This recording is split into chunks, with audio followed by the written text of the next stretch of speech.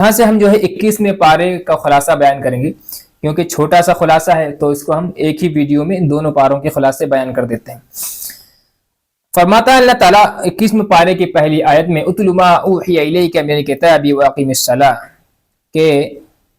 اے نبی آپ کے اوپر جو قرآن نازل کیا جا رہا ہے وحی کے ذریعے اس قرآن کی لوگوں کے سامنے تلاوت کیجیے، اس کا مطلب بیان کیجیے، اس کی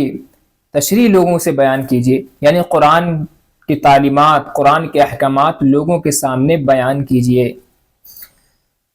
پھر فرماتا ہے اللہ تعالیٰ ان الصلاۃ تنہی عن الفحشاء والمنکر، کہ نماز قائم کرو کیونکہ نماز جو ہے تمہیں برائیوں سے روکتی ہے، یعنی جب تک آپ نماز پڑھتے رہیں گے آپ کی ذہنیت اور آپ کا دل اس طرح بن جائے گا کہ آپ جو ہے ایٹومیٹکلی گناہوں سے بچتے رہیں گے، آپ جو ہے گناہوں سے بچنے والے ہو جائیں گے۔ ایک نمازی آدمی کسی گناہ کو کرتے ہوئے 100 بار سوچتا ہے کہ بھئی مجھے لوگ نمازی سمجھتے ہیں، میں نماز پڑھنے جاتا ہوں، تو یہ نماز کی برکت ہوتی ہے، انسان بہت سارے برائیوں سے بچ جاتا ہے۔ اسی کو فرمایا کہ نماز برائیوں سے روکتی ہے۔ پھر ایک آیت میں اللہ تعالیٰ نے ارشاد فرمایا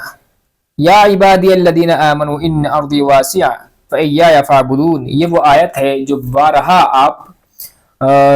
مختلف ویڈیو میں یوٹیوب پر انسٹاگرام پر سنتے رہتے ہیں، جس کو بہت ہی شاندار آواز میں پڑھا جاتا ہے، اس کو میں آپ کو پڑھ کر سنا دیتا ہوں۔ یا عبادی الذین آمنوا ان ارضی واسعہ فایای فاعبدون۔ تو اس آیت میں اللہ تعالیٰ فرماتا ہے اے میرے وہ بندو جو ایمان لے کر آئے ہو، میری زمین تو بہت کشادہ ہے، بہت زیادہ پھیلی ہوئی ہے، فَإِيَّايَ فَاعْبُدُونَ، لہذا تم میری ہی عبادت کرو۔ اس آیت میں اللہ تعالیٰ نے صحابہ اکرام کو اصل میں ہجرت کی طرف اشارہ کیا ہے کہ اگر تمہارا مکے میں رہنا دشوار ہو رہا ہے، مکے میں تم دشواری کے ساتھ رہ سکتے ہو، تو آپ کو چاہیے کہ مکہ چھوڑ کر کے مدینہ چلے جائیں، دوسری جگہ چلے جائیں جو آپ کے لیے زمین جو ہے کشادہ ہے، پوری دنیا آپ ہی کے لیے، آپ جہاں چاہیں گے عمل کرنا آسان ہوگا وہاں چلے جائیں اور میری ہی عبادت کرنا وہاں جا کر کے، ایسا نہ ہو کہ وہاں جا کر کے وہاں کے لوگوں کا کلچر میں سما جاؤ۔ تو یہ اس آیت میں بیان کیا گیا ہے۔ پھر صحابہ اکرام کے دل میں ایک خیال آیا کہ اگر ہم یہاں سے مکے سے مدینہ چھوڑ کر چلے جائیں گے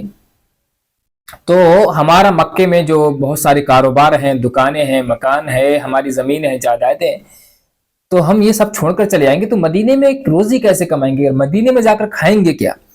اس کو اللہ تعالیٰ نے بہت ہی بہترین انداز میں ارشاد فرمایا وَكَأَيٍّ مِّن دَابَّةٍ لَا تَحْمِلُ رِزْقَهَا اللَّهُ يَرْزُقُهَا۔ اللہ اکبر، کتنی بہترین بات اللہ تعالیٰ نے اس آیت میں ارشاد فرمائی کہ کتنے جانور ایسے ہیں جو اپنی روزی تو اٹھائے نہیں پھرتے بلکہ ایک وقت کھاتے ہیں، دوسری وقت کے کھانے کے لیے ان کے پاس کوئی پلاننگ نہیں، لیکن اللہ تبارک و تعالیٰ ان کو بلا کسی پلان کے جب ان کے روزی کا وقت آتا ہے ان کو روزی دیتا ہے۔ تو صحابہ کو تسلی دی گئی کہ جانوروں کو اللہ تعالیٰ بن مانگے اور بن جوڑے بن جمع کیے کھلاتا ہے تو آپ کو وہی اللہ آپ کو بھی کھلائے گا۔ آگے فرماتا ہے اللہ تعالیٰ والذین جاہدوا فینا لنہدینہم سبلنا، کہ جو ہمارے راستے میں جہاد کرتا ہے یا ہمارے لیے جد و جہد کرتا ہے، کوشش کرتا ہے، دین کے خاطر، اسلام کے خاطر مر مٹتا ہے، لنہدینہم سبلنا، ہم اس کو سیدھے راستے کی ہدایت فرما دیتے ہیں۔ یعنی جتنی جو ہے آپ جد و جہد کریں گے، کوشش کریں گے اللہ کے سامنے، اللہ کے دین کی سربلندی کے لیے آپ کوشش کریں گے، آپ کا دل اس ایمان پر، اس اسلام پر اور زیادہ جم جائے گا، آپ کا ایمان اور زیادہ مضبوط ہوتا چلا جائے گا۔ یہ تجربہ بھی ہے اور اللہ نے یہ جو کہا ہے قرآن میں بالکل سچ اور حق کہا ہے۔ آگے پھر سورہ روم کی شروعات ہوتی ہے۔ سورہ روم میں اس کا ایک شان نزول ہے، اس کا روم اس لیے رکھا گیا کیونکہ اس میں رومیوں اور فارسیوں کی لڑائی کا ذکر ہے۔ مکے میں مسلمان رہتے تھے یا کافر رہتے تھے، تو کافر لوگ جو تھے وہ ایران کے فیور میں تھے کیونکہ ایران اس وقت آتش پرست ملک تھا، مسلمان جو تھے وہ روم کے فیور میں تھے کیونکہ روم اس وقت جو تھے عیسائی تھے اور عیسائی کہیں نہ کہیں اللہ کو مانتے ہیں، اس نسبت سے مسلمانوں کا رجحان تھا وہ رومیوں کی طرف تھا۔ اب دونوں اس وقت کی بڑی سپر پاور طاقت تھیں اور بہت زیادہ طاقتور تھیں، جیسے آج کل امریکہ روس کو مانا جاتا ہے، ویسے ہی اس سے بھی زیادہ بڑی سپر پاور طاقت رومی اور ایرانی تھے، آپس میں لڑائی ہوتی تھی۔ لیکن رومیوں کو شکست ہوتی تھی. جب رومیوں کو شکست ہوتی تھی تو کفار مکہ صحابہ کو چلاتے تھے, دیکھو تم جس کی سپورٹ کر رہے ہو وہ تو ہار رہا ہے. تو اللہ تعالیٰ نے ارشاد فرمایا قرآن میں الف لام میم غلبت الروم فی ادنی الارض وهم من بعد غلبهم سیغلبون, کہ بہت جلد رومیوں کو فتح ہوگی اور ایرانی شکست کھائیں گے. جب یہ بات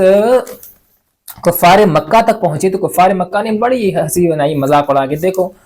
رومی جو ہیں اتنے کمزور ہو گئے ہیں, ان کے پاس طاقت بھی نہیں, لیکن جو ہے فتح کی بات کر رہے ہیں. تو حضرت ابوبکر صدیق رضی اللہ عنہ نے ایک کافر سے یہ شرط لگا لی کہ بہت جلد رومی فتح ہونے والے ہیں, اب کی جو جنگ ہوگی اس میں روم کی فتح ہوگی, اور 100 اونٹوں کی شرط لگائی. اس وقت میں شرط لگانا جائز تھا,